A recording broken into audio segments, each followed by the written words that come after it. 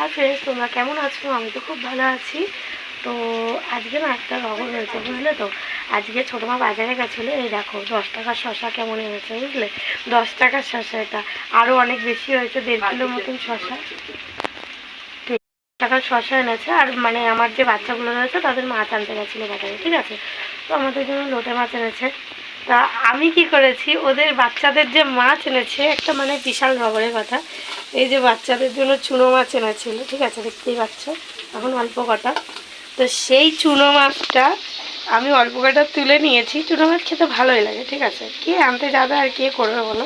তো যাই হোক, তো চুনো মাছটা আমি তুলে নিয়ে বাচ্চাদের থেকে আমি এখানে কিছুটা আলু আর তলায় হচ্ছে গিয়ে পেঁয়াজ আর তোমার হচ্ছে কি বলে এটাকে, কালো জিরে ফোড়ন দিয়ে, ঠিক আছে, এই তরকারি আমার অল্প করে বানিয়ে নিই। তাহলে তুমি ভাবতে পারছো কোন লেভেলের মানুষ আমি। হ্যাঁ, বাচ্চাদের খাবারের থেকে আমি তুলে নিয়েছি, দিয়ে এখন মানে ওদেরটা সেদ্ধ করে দিই, ওদের তো আর ভাজা টাজা দিই না। তো আমি ভাবলাম ওদের থেকে আজকে তুলে একটু বানিয়ে খেয়ে দেখি কেমন লাগে। না, গুঁড়ো মাছের তরকারি আমার ভালোই লাগে।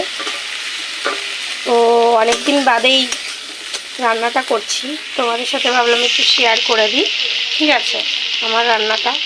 অবশ্যই তোমরা ঝটপট কমেন্ট করো গুঁড়ো মাছ খেতে কে ভালোবাসো, আর আমার মতন পাবলিক কারা কারা আছে অবশ্যই কমেন্ট করো, ঠিক আছে। দেখতেই পাচ্ছ একজনের মাছ তুলে আর একজনের পেটে দেবে। আর এই যে আমার বাচ্চাদের 1 নম্বর বাটি, 2 নম্বর বাটি, 3 নম্বর বাটি, 4 নম্বর, আর এই তোমার রইল 5 নম্বর, বুঝলে।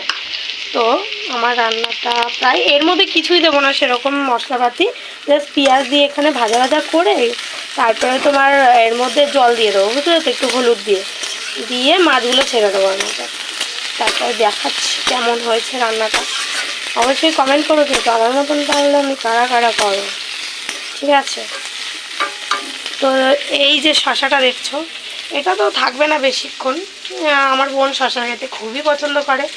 এই যে চচ্চড়ির সাথে বোন শিগগিরই এই শশাটাকে কাটবে, তারপরে ভাত দিয়ে খাওয়া যাবে। এই যে আমার ভাতও কমপ্লিট। এর মধ্যে একটা ছোটো টমেটো অ্যাড করে দিয়েছি, দেখতে পাচ্ছি লাল লাল টমেটো, বেশ টকটক। যাই হোক, যেটা আরও স্বাদ বাড়বে। আর এখন গরমকাল, ধনেপাতা অতটা পাওয়া যায় না, ধনেপাতা দিলে তো এর মধ্যে দারুণ স্বাদ বাড়ে। অনেকেই জানি যে। এইদিকে ছোটো মাছ রেডি করে নিয়েছে, লাল লাল ঝাল ঝাল লোটে মাছের চচ্চড়ি। আর আমার এদিকে হচ্ছে যে চুনো মাছের চচ্চড়ি, দেখো টকবক টকবক করে ফুটছে। তো ঝোলটা শুকিয়ে আসলে আমি এই মাছটা